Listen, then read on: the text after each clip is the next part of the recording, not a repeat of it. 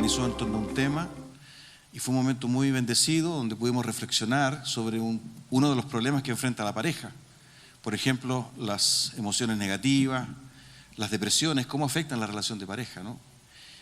Hoy día los jóvenes, como decía Cecilia, se están concentrando, retirando en un sector de chicureo, ¿verdad?, para abordar también aspectos espirituales, porque creemos definitivamente que podemos compartir la vida en un plano distendido, ¿verdad?, de vivir un momento agradable, pero también podemos hacer una reflexión y acompañarnos en el desafío de vivir el Evangelio. Porque eso es lo que nos une, definitivamente. La iglesia no es una ONG, no es una institución, no es la iglesia de Dios, me refiero, no es una empresa. De hombres y mujeres que han sido llamados por Cristo, que han sido perdonados, han sido restaurados, que se les ha dado del Espíritu de Dios en sus vidas y hoy viven la vida en sus luchas, pero juntos, con la fe de que van a la eternidad, ¿verdad?, en la presencia de Dios. Eso es potente, eso es poderoso, eso trae esperanza. Eso lo cultivamos entre nosotros, pero como nos exhortaba Cecilia, debemos comunicarlo a otros que no lo conocen, que no lo quieren, que no lo entienden, ¿no? Y precisamente en esa convicción quiero compartir con ustedes un pasaje de la Biblia y espero que me acompañen, ¿verdad?, para en los próximos minutos detenernos un poco en eso. Fíjense en Efesios capítulo 5, vamos a leer del versículo 1 en adelante. Por tanto, imiten a Dios como hijos muy amados y lleven una vida de amor, así como Cristo nos amó y se entregó por nosotros como ofrenda y sacrificio fragante para Dios. Entre ustedes ni siquiera debe mencionarse la inmoralidad sexual, ni ninguna clase de impureza o de avaricia, porque eso no es propio del pueblo santo de Dios. Tampoco debe haber palabras indecentes, conversaciones necias, ni chistes groseros. Todo lo cual está fuera de lugar, haya más bien acción de gracias, porque pueden estar seguros de que nadie que sea avaro, es decir, idólatra, inmoral o impuro, tendrá herencia en el reino de Dios, de Cristo y de Dios. Que nadie los engañe con argumentaciones vanas, porque por esto viene el castigo de Dios sobre los que viven en la desobediencia. Así que no se hagan cómplices de ellos. Porque ustedes antes eran oscuridad, pero ahora son luz en el Señor. Vivan como hijos de luz. El fruto de la luz consiste en toda bondad, justicia y verdad. Y comprueben lo que agrada al Señor. No tengan nada que ver con las obras infructuosas de la oscuridad, sino más bien denúncienlas. Porque da vergüenza aún mencionar lo que los desobedientes hacen en secreto. Pero todo lo que la luz pone al descubierto se hace visible, porque la luz es lo que hace que todo sea visible. Por eso se dice: despiértate tú que duermes, levántate de entre los muertos y te alumbrará Cristo. Así que tengan cuidado de su manera de vivir. No vivan como necios, sino como sabios, aprovechando al máximo cada momento oportuno, porque los días son malos. Por tanto, no sean insensatos, sino entiendan cuál es la voluntad del Señor. No se emborrachen con vino que lleva al desenfreno. Al contrario, sean llenos del Espíritu. Anímense unos a otros con salmos, himnos y canciones espirituales. Canten y alaben al Señor con el corazón, dando siempre gracias a Dios el Padre por todo, en el nombre de nuestro Señor Jesucristo. Tengamos un momento de oración. Padre, en esta hora, Señor, con la ayuda de tu Espíritu Santo, venimos a tu presencia. Señor bendito, y te damos gracias porque nos permites reunirnos. Es un espacio especial, Señor, porque en torno a la adoración, en torno a la gratitud, en torno a tu palabra, Señor, nos reunimos un grupo de tus hijos, pero necesitamos tu ayuda. Ahora nos aproximamos a tu revelación, a aquello que tú permitiste que quedase revelado desde hace tantos cientos de años atrás hasta nuestros días. Y esto tiene un sentido, un propósito. Ayúdanos a entenderlo, Señor. Tú bien sabías, amado Dios, cómo oraba Ignacio, Señor, hace un momento, que íbamos a estar aquí en este lugar hoy. Para ti no ha sido sorpresa el que estemos en este lugar escuchando, leyendo, meditando y sabiendo que tú eres un Dios de propósito, un Dios de orden, un maravilloso Dios. Entendemos que hay algo que tú quieres decirnos en esta mañana. Por eso abre nuestra mente, abre nuestro corazón, Padre mío, de tal manera que con humildad podamos examinar nuestra vida delante de tu presencia, a la luz de tu palabra y con la ayuda de tu Espíritu Santo.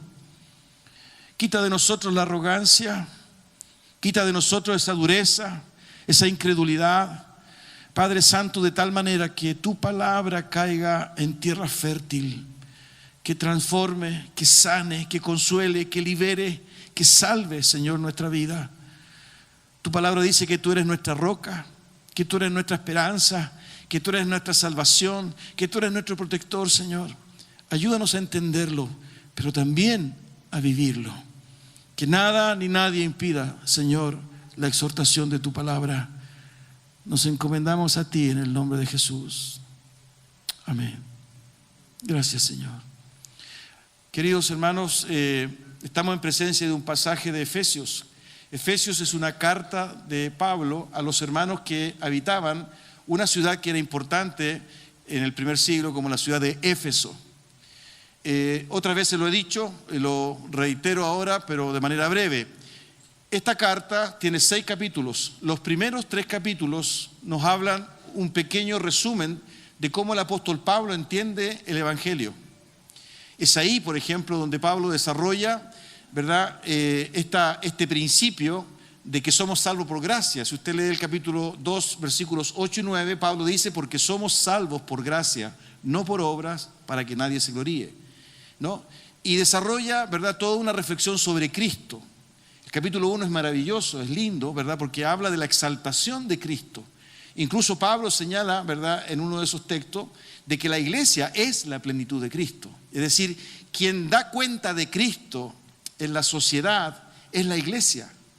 Es decir, la realidad de Cristo no es a propósito de alguna visión, de algún éxtasis, sino que definitivamente la iglesia, ¿verdad?, completa y manifiesta totalmente a Cristo. Si alguien cruza, ¿verdad?, la frontera de esta comunidad y quiere encontrar a Cristo, encuentra a la iglesia, y en la manifestación de la iglesia está Cristo. Y si nosotros pensamos a Cristo, ¿verdad?, Cristo es amor, Cristo es reconciliación, Cristo es paz, Cristo es misericordia, ¿verdad? Y eso debe encontrarse en la iglesia. Y lo maravilloso de eso es que Pablo en esta carta dice que esta iglesia está conformada por la nueva creación, el nuevo hombre y la nueva mujer. Por consiguiente, ¿verdad?, es una carta profunda. Pero lo hermoso, ¿verdad?, de Pablo es que él no se queda en la reflexión meramente espiritual o tal vez intelectual, sino que, como es su costumbre y lo hace en otras cartas, él aterriza el Evangelio. Él lo lleva a lo concreto, él lo lleva a la realidad de la vida, ¿verdad? De tal manera que este principio espiritual, ¿verdad?, de lo que son la nueva creación, el nuevo hombre y la nueva mujer, se traduce finalmente en una forma de vida distinta. Y es así como los 3 últimos capítulos, 4, 5 y 6 de esta carta, Pablo entra definitivamente a la exhortación de la iglesia. Fíjense que estos hermanos habitaban en esa ciudad, que era una ciudad cosmopolita. Si usted revisa algunos antecedentes que aparecen en el libro Los Hechos, era una ciudad donde había culto pagano, ¿verdad?, había hechicería, existía el templo a la diosa Diana, donde habían sacerdotisas sexuales, ¿verdad?, y había tremenda y muchísima promiscuidad, ¿no? Incluso dentro de la iglesia se sabe que algunos hermanos luchaban precisamente con volver atrás, ¿no? Y habían una serie de herejías, y era una iglesia que estaba sometida a una tensión absoluta por la sociedad y la cultura imperante en aquella época, muy similar a lo que nosotros hoy vivimos.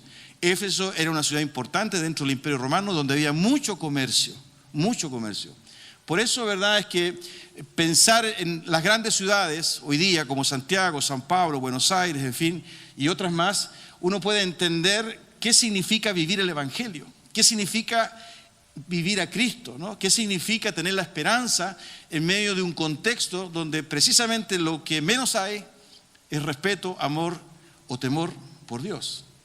Por eso que lo he traído, ¿verdad?, esta mañana, y creo que es pertinente, ¿verdad?, revisar lo que Pablo está diciendo. Fíjense que hay expresiones en estos capítulos, en este capítulo que hemos leído, en algunos versos, que reflejan definitivamente lo práctico del Evangelio. Entre ustedes ni siquiera debe mencionarse la inmoralidad sexual, ni ninguna clase de impureza o de avaricia, porque eso no es propio del pueblo santo de Dios. Ese es el capítulo 5, versículo 3. Fíjense lo que dice el capítulo 4, versículo 17. Así que les digo esto y les insisto en el Señor: no vivan más con pensamientos frívolos como los paganos. No vivan más con pensamientos frívolos como los paganos. La palabra frivolidad significa, ¿verdad?, si usted revisa un poco su significado, y en el griego también, en definitiva significa inutilidad. La palabra frivolidad significa vacío, inútil, ¿no?, superficial. Es decir, hasta la manera en que hablamos es relevante, ¿verdad?, para dar cuenta y dar testimonio de la nueva vida a la cual hemos sido llamados. Fíjese que este concepto de nueva vida aparece varias veces en esta carta de Pablo a los hermanos en Éfeso, ¿no? Por ejemplo, les quiero mencionar alguna. En el capítulo 4, versículo 1, si usted le echa una miradita, dice: por eso yo, que estoy preso por la causa del Señor, les ruego que vivan de una manera digna del llamamiento que han recibido. Vivan de una manera digna del llamamiento. O sea, el Evangelio no se puede vivir como uno cree que se debe vivir. No es, ¿verdad?, algo que descanse en la manera en que nosotros creemos que se debe vivir, sino que hay una manera que es digna, ¿no? No es vivir como vivíamos antes. Si usted sigue un poquito más adelante, ¿verdad?, en el versículo 17 del mismo capítulo 4, dice: no vivan más con pensamientos frívolos, no vivan más, es decir, hay un antes y hay un después. Fíjense en el 18, a causa de la ignorancia que los domina y por la dureza de su corazón, estos tienen oscurecido el entendimiento y están alejados de la vida que proviene de Dios, de la vida que proviene de Dios. Si usted sigue un poquito más adelante, en el versículo 22, de ahí mismo del capítulo 4 de Efesios, dice: con respecto a la vida que antes llevaban, se les enseñó que debían quitarse el ropaje de la vieja naturaleza, la cual está corrompida por los deseos engañosos. En definitiva, ¿verdad?, estamos hablando derechamente de una forma distinta de vida. Estamos hablando, ¿verdad?, que el impacto del conocimiento de Cristo marcó de tal manera la vida de la iglesia, que es llamada a vivir de una manera diferente, que es llamada a hablar de una manera diferente, que es llamada a creer en algo diferente, que es llamada a pensar en algo diferente. Conocer a Cristo no significa, ¿verdad?, que yo incorporo, ¿verdad?, a toda mi configuración mental un conocimiento más, una convicción más, sino que es tan profundo, ¿verdad?, es tan poderoso, que ese solo hecho de conocer a Cristo cambió radicalmente mi vida y la transforma en otra vida, nueva creación, un nuevo hombre, una nueva mujer. Y esa experiencia trasunta, ¿verdad?, en un cambio de vida radical. Eso es lo que está diciendo Pablo. O sea, ustedes no pueden seguir pensando de manera tan inútil, tan superficial, tan hueca, tan vacía, como hacen aquellos que no creen en Cristo. Ustedes no pueden, ¿verdad?, verbalizar o expresar, ¿verdad?, esas expresiones que destruyen, que ofenden, que son groseras, porque ustedes están llamados a vivir algo distinto, a hablar de manera diferente, a edificar, a construir, a bendecir. Es decir, la ciudad de Éfeso, contextualizando, está llamada a creer en este Cristo, ¿verdad?, al ver el testimonio de ustedes. Por eso que en esta carta, si ustedes se fijan y la leen un poquito más en extenso, Pablo habla del matrimonio, habla de la relación de padres con los hijos, habla de la relación de los hijos con los padres, por cuanto cada uno de esos elementos se transformaba, ¿verdad?, y se transforma, y con mayor razón en el día de hoy, en un verdadero testimonio de una vida nueva. Jesús dijo: yo he venido para que tengan vida y vida en abundancia.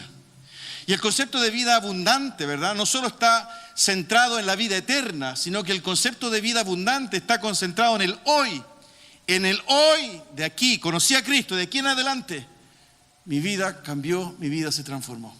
Ahora, esto es una introducción para lo que yo quería compartir con ustedes, porque yo quiero detenerme, ¿verdad?, en 2 o 3 versículos que nos desafían profundamente y que se encuentran ahí en el capítulo 5, versículos 15 al 17.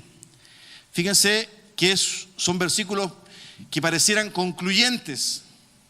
Después de todo lo que ha venido diciendo el apóstol, fíjense cómo lo expresa en esos versículos. Así que tengan cuidado de cómo viven. No vivan como necios, sino como sabios. Saquen el mayor provecho de cada oportunidad en estos días malos. No actúen sin pensar. Más bien procuren entender lo que el Señor quiere que hagan. Tengan cuidado de cómo viven. No vivan como necios, sino como sabios. Tengan cuidado de cómo viven. Si usted se fija, ¿verdad? Estas expresiones nos llevan a reflexionar nuestra vida. Tengan cuidado de cómo viven. Esa expresión nos lleva a considerar nuestras relaciones interpersonales.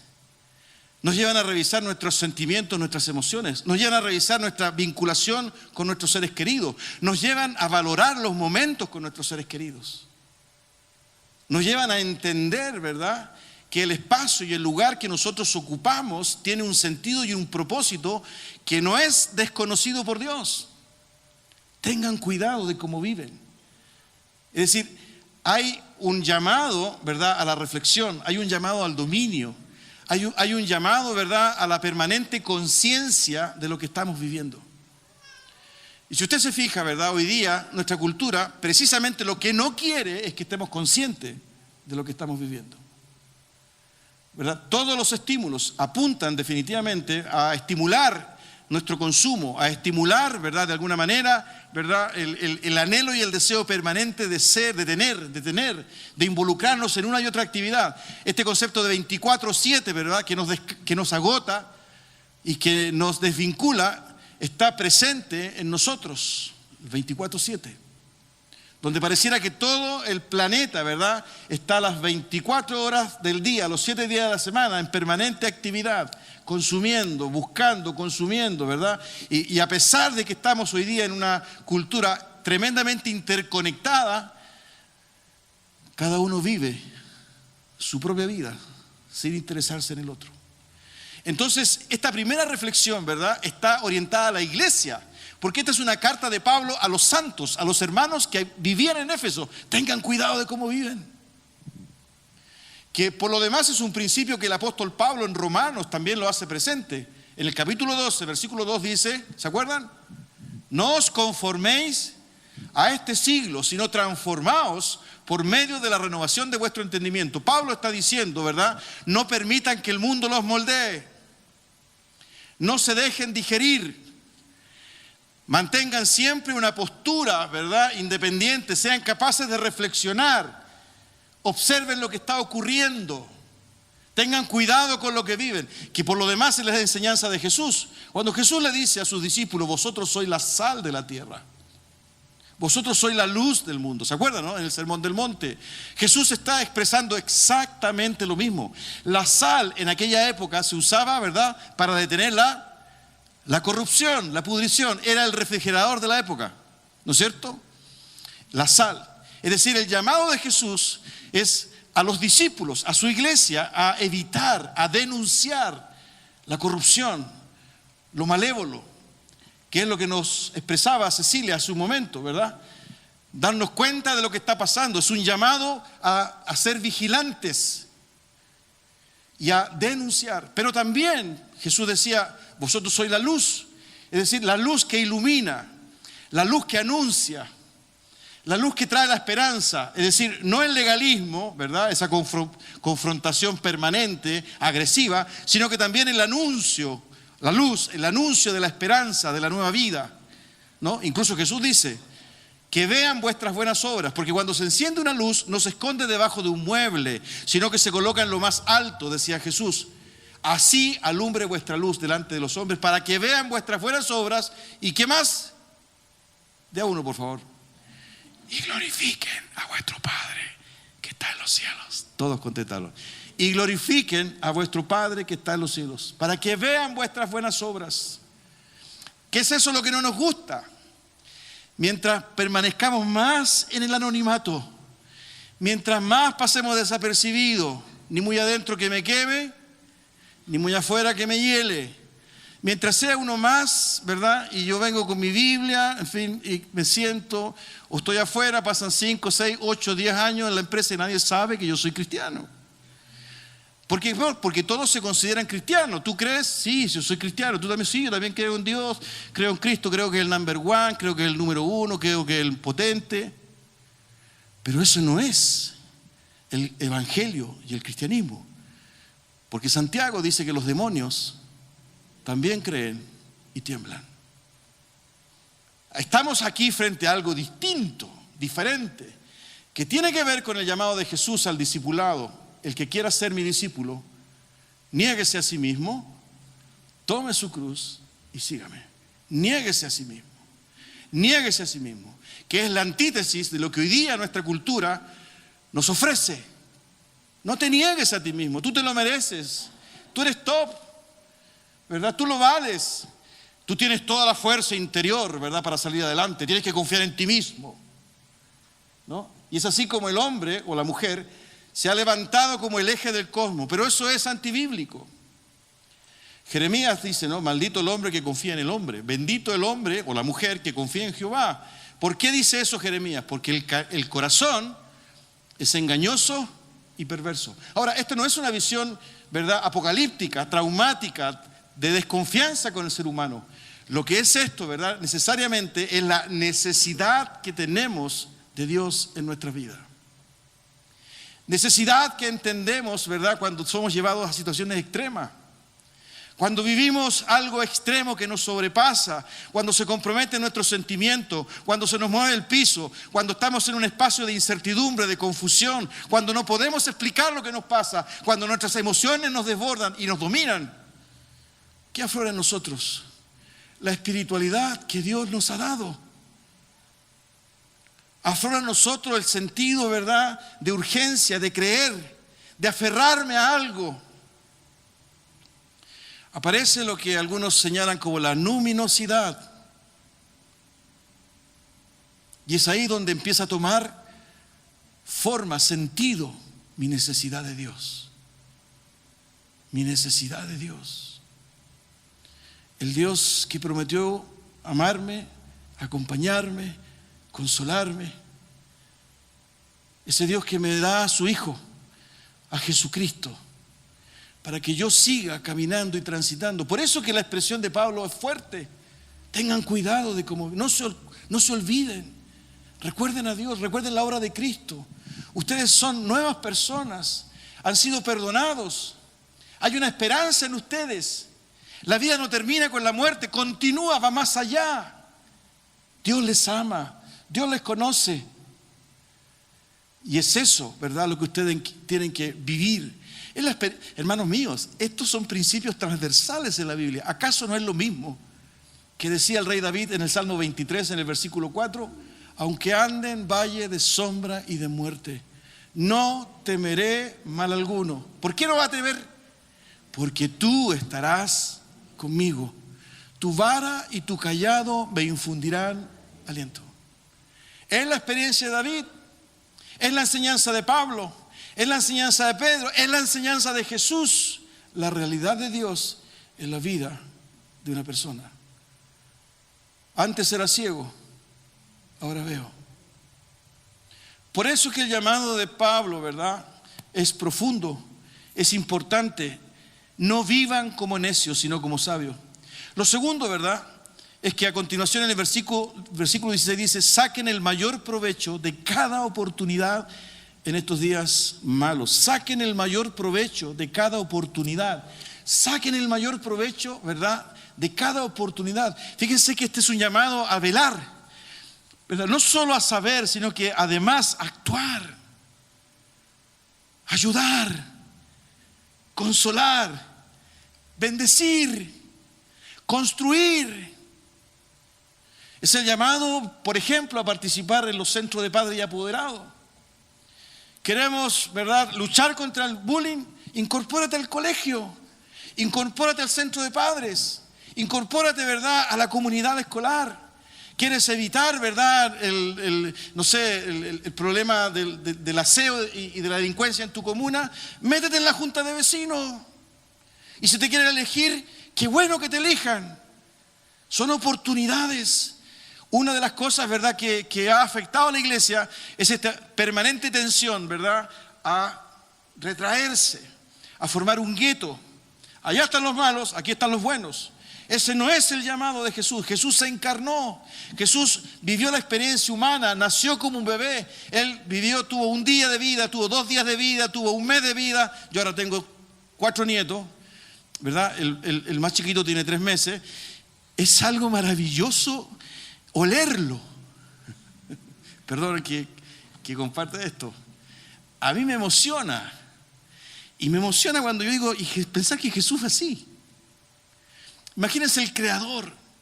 La Biblia dice que Jesucristo ¿verdad?, estuvo en la fundación del mundo. Si usted lee el capítulo 1 de Juan, ¿verdad?, señala definitivamente que Él es preexistente. Imagínense el Creador con 3 meses de vida. Esa es una locura. Yo siempre lo leí por ahí, lo repito, ¿no? Es el alfarero que se hizo barro. Él vivió la encarnación, por consiguiente los suyos también se encarnan, se insertan, aprovechan la oportunidad, acompañan, edifican, no se dejan influenciar por la desesperanza, por la ansiedad, por el temor, sino que construyen. Esta semana tuvimos el privilegio de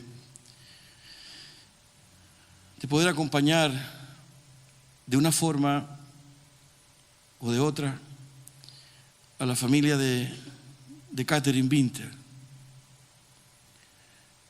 Sus papás están aquí con nosotros. Hermanos míos, y el solo hecho de acompañar, de brindar ayuda, de abrir espacios, se transforma, ¿verdad?, en un vínculo y una posibilidad y una oportunidad de bendecir. Lo que está diciendo Pablo es eso. El evangelio no es para que te cierres en tu iglesia y te encierres en tu departamento, en tu casa, y te conformes con dar gracias por los alimentos, o te conformes por venir 2 meses, dos domingos al mes, ¿verdad?, emocionarte levantando las manos. Y después de 20 años, 30 años, dar el mismo testimonio de gratitud porque te convertiste, ¿verdad?, hace 30 años en el sur. ¿Acaso no hay nada nuevo que el Señor ha hecho? ¿Acaso no han habido oportunidades de bendecir, de consolar, de escuchar? Hoy día, hermanos queridos, hermanas, escuchar es una bendición. ¿Quién tiene tiempo para escuchar? Lo que pasa es que escuchar significa que tú tienes que invertir tiempo.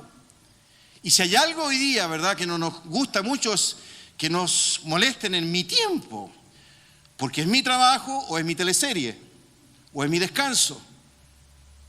Pero te puedo dar 10 minutos y por lo demás no me importa,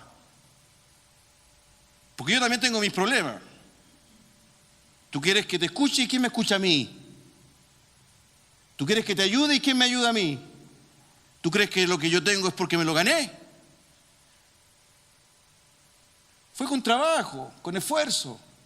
Son pensamientos, ¿verdad?, que nacen de un egoísmo, de un corazón no convertido, no transformado. Lo que hay ahí, aprovechen la oportunidad. Si usted mira hoy día en torno a nuestra sociedad y nuestra cultura, todo lo que está sucediendo, ¿verdad?, la tendencia, ¿cuál es? La ansiedad, el temor, ¿no?, el pesimismo. Pero son espacios para glorificar a Dios, para hablar de la esperanza del evangelio, para decirle a un grupo de cientos de personas, ¿verdad?, esto no termina, ¿verdad?, cuando Catherine la llevamos al cementerio, esto comienza. Y es más, la oportunidad, ¿verdad?, que ella nos brinda ante lo triste que sucedió, de exponernos a la realidad de Dios, es inconmensurable.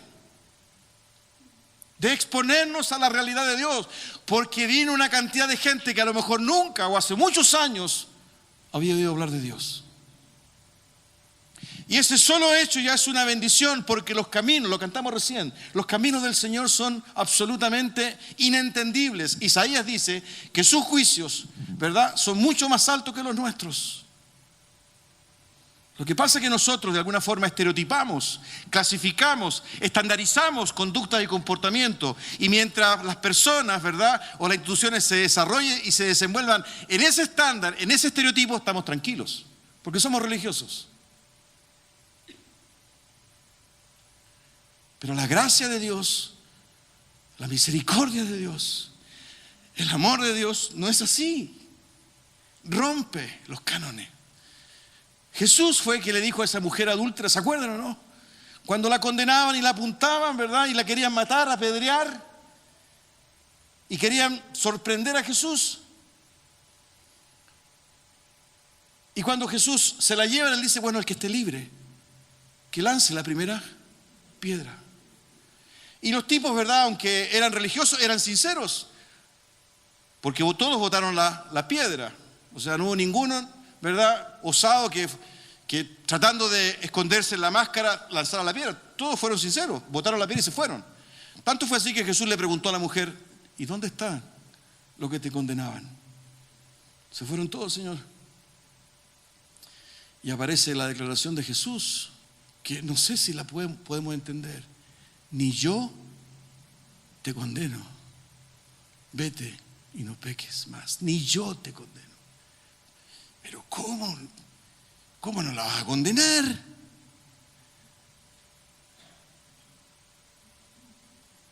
Por eso, queridos, este concepto de oportunidad tiene que ver ni más ni menos con dos cosas nuestras: fe y obediencia. Tú no estás llamado o estás llamada, ¿verdad?, a entregar un cuestionario para ver si la persona califica. Mira, lléname este cuestionario y veremos si tienes derecho o no a la salvación. Nosotros tenemos, ¿verdad?, el teléfono rojo, tenemos una comunicación interna con Dios y vamos a dar tu nombre, tu antecedente, tu root, ¿no? Y te avisaremos si Dios te acepta. Porque tienes que ser como nosotros. ¿Se acuerdan del fariseo, no?, que entró a orar al templo, parábola que cuenta Jesús, y entró un publicano, un pecador, un corrupto. El publicano era corrupto, un tipo vendido al poder, al imperio. Y entra el fariseo, ¿verdad?, y se pone delante, mirando al altar, y dice, te doy gracias porque no soy como este. Y detrás estaba el corrupto, el publicano, ¿verdad?, todo compungido, arrepentido. Señor, sé propicio a mi corazón. Perdóname, perdóname. Jesús dijo que de los dos, solo uno salió justificado: el corrupto.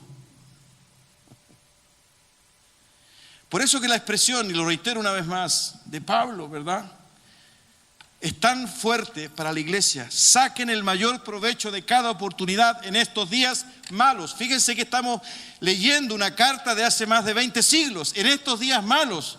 Qué bueno que hoy día son mejores, ¿no? No tenemos tanta presión, ¿no es cierto? Estamos más relajados. ¿Te crees eso? Cada oportunidad.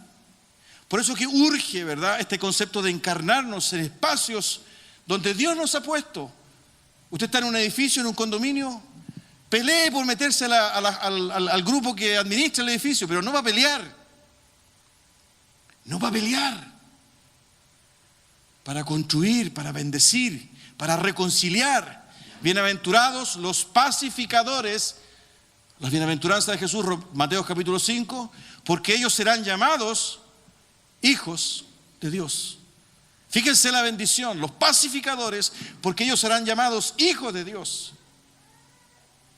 La iglesia no está llamada a tomar posturas políticas humanas, sino que está llamada a anunciar el reino de Dios en cada ámbito, en cada espacio. Y si usted tiene la posibilidad, ¿verdad?, de estar en tal o cual dimensión, espacio, posibilidad, agrupación, en fin, lo que sea, empresa, institución, usted tiene un llamado de Dios en ese lugar. Tiene que aprovechar la oportunidad. Pero finalmente hay una cota en esto. Fíjense lo que dice el versículo siguiente. No actúen sin pensar, más bien procuren entender lo que el Señor quiere que hagan. Procuren entender lo que el Señor quiere que hagan. Fíjense que esa expresión refleja definitivamente que hay un interés y un compromiso de Dios mismo para decirnos lo que debemos hacer ahí en el lugar donde Él nos ha puesto. Es decir, no estamos solos, no estamos a nuestro arbitrio, ¿verdad? Hay un doble desafío de actuar, de acompañar, de pacificar, de reconciliar, de amar, en fin, conforme a lo que Dios quiera que nosotros hagamos. ¿Y saben por qué? Porque le pertenecemos a Él. Porque la iglesia es de Dios. No es de tal o cual institución, de tal o cual pastor o de tal o cual cura. No es de ninguna denominación, es de Él. Fue Cristo quien murió por la iglesia. Él abrió el camino. El velo dicen que se rasgó y que podemos entrar ahora directamente a su presencia. No hay intermediación de nadie ni pagar nada. Y eso es un mensaje de esperanza, de liberación. Todo lo que se ha construido, ¿verdad?, ha sido producto de nosotros, de nuestro afán, ¿verdad?, de establecer instituciones, jerarquías, ¿verdad?, procedimientos, ritos, tradiciones, que lo único que han hecho es esconder a Dios. Por eso, ¿verdad?, que el llamado de Pablo es: entiendan lo que Dios quiere que hagan. Porque ustedes son de Él. Lo hemos dicho en otras ocasiones. El libro de los Hechos, que relata la historia de la iglesia, aún no se ha cerrado. Hoy día somos nosotros los que damos testimonio. Detrás de nosotros hay miles, cientos, millones de hermanos y hermanas nuestras que dieron su vida y que gracias a ello hoy día nosotros tenemos la bendición de conocer a Cristo. Este lugar, ¿verdad?, fue por la visión y por la obediencia de hermanos nuestros de hace más de 20 años atrás. Quizás cuántos oraron, porque el reino de los cielos es así. Pero eso implica sujeción, obediencia, fe, compromiso con Dios. No es como nosotros queramos, no depende de esta creatividad, ¿verdad?, muchas veces, o de nuestras buenas intenciones, sino que permanentemente el llamado es a una comunión con el Señor. Se los he leído otras veces. Si usted revisa en Lucas capítulo 10, se va a dar cuenta que también este es un principio que Jesús obró en los discípulos. Y en Lucas capítulo 10 nosotros podemos encontrar una instrucción que le da Jesús a los 70 que Él envía. Dice Jesús en Lucas capítulo 10, versículo 1: después de esto el Señor escogió a otros 72 para enviarlos de dos en dos delante de Él a todo pueblo y lugar a donde Él pensaba ir. Para enviarlos de dos en dos delante de Él a todo pueblo y lugar a donde Él pensaba ir. A donde Él pensaba ir. No a donde los discípulos se le antojase. Porque Él es el dueño de la obra. Y si tú fuiste alcanzado por el mensaje de Jesucristo, tú le perteneces. Por consiguiente, lo mínimo es saber qué es lo que Dios quiere para tu vida. Pero mientras no nos vinculemos, ¿verdad?, en una vida activa, lectura de la Biblia, oración, congregarnos en algún lugar, no vamos a saber qué es. Mientras nos vinculemos con Dios por eventos, ¿no? Tenemos crisis, buscamos a Dios. Pasó la crisis, seguimos la vida. Aparece otra crisis, nos volvemos de Dios. Pasó esa crisis, seguimos la vida. Aparece otra crisis, buscamos a Dios, ¿no? Por eventos. Esa no es la relación que la Biblia me diseña, sino que es algo permanente, de todos los días, en mi búsqueda, ¿no? Tenemos desafíos fuertes, hermanos míos, en este tiempo. Siempre coincidimos en el diagnóstico, pero no siempre coincidimos en el pronóstico. Una cosa es el diagnóstico y otra cosa es el pronóstico. Y cuando hacemos el diagnóstico estamos todos de acuerdo que los días son malos, ¿verdad? En fin, que hay mucho consumismo, ¿verdad? Que hay mucha injusticia social. Estamos todos de acuerdo, ¿no? Incluso desde lo más izquierda a lo más derecha. ¿Cuál es el problema? ¿Cómo lo solucionamos? Uno de los grandes problemas, ¿verdad?, de los partidos políticos son las políticas públicas, la distribución del ingreso, ¿no es cierto? Todos coincidimos que hay problemas, que hay pobres y todo eso. El tema es cómo abordamos el problema. En el reino de Dios eso está resuelto. Está resuelto. El problema es que una de las soluciones pasa por nosotros. Porque si usted se fija, esto tiene que ver con el quehacer nuestro como embajadores del reino de Dios, ¿no? Y lo dice: no actúen sin pensar, más bien procuren entender lo que el Señor quiere que hagan. Esa expresión refleja definitivamente que en la extensión del reino, en la predicación del evangelio, en el anuncio de las buenas esperanzas, ¿verdad?, estamos nosotros involucrados. Dios nos involucró. Hace unos domingos atrás hablamos de Pedro y Cornelio, ¿se acuerdan? Cornelio, el centurión romano, que quería escuchar de Dios, pero fue necesario que Dios trabajara la mente de Pedro, porque Pedro era judío y él no podía entender que el evangelio llegara a los no judíos, a los gentiles. Y Dios trabajó en esa rigidez mental. Por eso que es importante entender lo que Dios quiere que hagamos, porque Él tiene que trabajar, ¿verdad?, muchas veces nuestra rigidez mental. Esta clasificación que nosotros hacemos. Hermanos queridos, tomemos en serio a Dios. Hay necesidad, hay desesperanza, pero está al lado nuestro. No solo, ¿verdad?, a través de las noticias que nos trae CNN de lo que está pasando, ¿verdad?, en Siria, o lo que puede pasar en Afganistán o en Haití, en el departamento de abajo, donde tú vives, hay necesidad. En el compañero tuyo, ¿verdad?, que comparte tu oficina, hay necesidad. ¿Ustedes saben cuántos matrimonios hoy día se están separando? ¿Cuándo están viviendo la lógica, por ejemplo, de la violencia psicológica? Tenemos un movimiento feminista, ¿verdad? Y ese movimiento feminista, que puede ser repudiado o lo podemos apoyar, ¿obedece a qué? Obedece a la sistematización del machismo. ¿Y qué es lo que es el machismo? Ni más ni menos la distorsión del hombre, ¿verdad?, absoluta respecto de la creación de Dios. Y se responde, ¿verdad?, socialmente con otra distorsión, que es el feminismo. Que lo único que trae, ¿verdad?, es lo mismo, pero con un color distinto. Pero cuando nos vamos a la Biblia y entendemos el propósito de Dios, el diseño de Dios, y esto no es algo religioso, fanático, sino que definitivamente es algo que comprobamos, ¿verdad?, cuando nuestra vida, lo dije al comienzo, cuando nuestra vida es llevada a situaciones extremas. Ahí el individuo reconoce que algo necesito, algo me falta. No puede ser solamente esto. ¿Qué pasó? Hay muchos testimonios que comienzan con esta oración: si tú existes. ¿Han escuchado eso, no? Hay muchos testimonios que surgen de la crisis profunda. Si tú existes. Lo hermoso es que Dios responde esa oración. Porque dice la Biblia que al corazón contrito y humillado Dios no desprecia.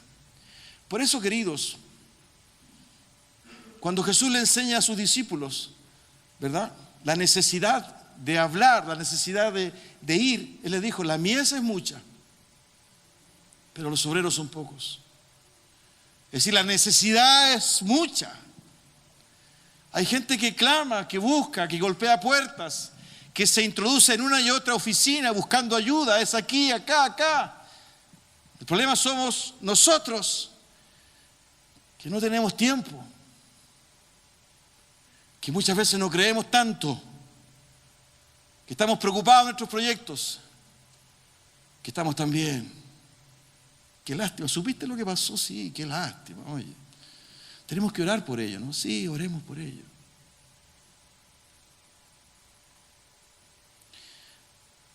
Hay un llamado urgente, queridos. Dios colocó esta comunidad en este lugar por alguna razón. Y perdóname, te convocó a ti. No para sentarte cada día domingo a escuchar si la prédica fue buena o no, fue larga o no. El pastor lleva como 45 minutos. Ojalá que termine luego. Tenemos hambre. No vengo más. La verdad que, gracias, simpático, pero no vengo más. Y claro. El mol de la religión, ¿no? El mol de la espiritualidad. Ese no es el llamado de Dios, querido. Y perdónenme si a alguno no le agrada. Pero la palabra de Dios me muestra y me enseña otra cosa. Fíjense que Cecilia nos hablaba, ¿verdad?, del dolor de algunos hermanos extranjeros. Porque dejan su familia, dejan sus hijos y vienen a otros países a buscar algo que es legítimo, mejores oportunidades. ¿Tú quieres entrar en la discusión política? De que falta reglamentación, ¿verdad? Falta norma jurídica, que el Departamento de Extranjería, que el Ministerio de Relaciones Exteriores, que los convenios bilaterales. ¿Quieres hablar de eso? ¿O quieres hablar del dolor, de la nostalgia, de la soledad, de lo que significa vivir en una cultura que no te acepta, de lo que significa el abuso, ¿verdad? Porque no tienes los papeles al día? Hablemos de eso mejor. Porque de eso es lo que tenemos que hablar como reino de Dios. Y no discusiones interminables donde no nos vamos a poner de acuerdo si acaso tal o cual norma jurídica es la mejor. Pero cuando yo voy a la Biblia, ¿verdad?, cuando examino mi corazón, cuando reconozco a Cristo en mi vida, ¿verdad?, a mí me preocupa, ¿verdad?, no la norma jurídica. Me preocupa la soledad, me preocupa la carencia, me preocupa la injusticia. Pueblo de Dios. Reino de Dios. Esa es la diferencia. Tengamos un momento de oración. Inclina tu cabeza y cierra tus ojos.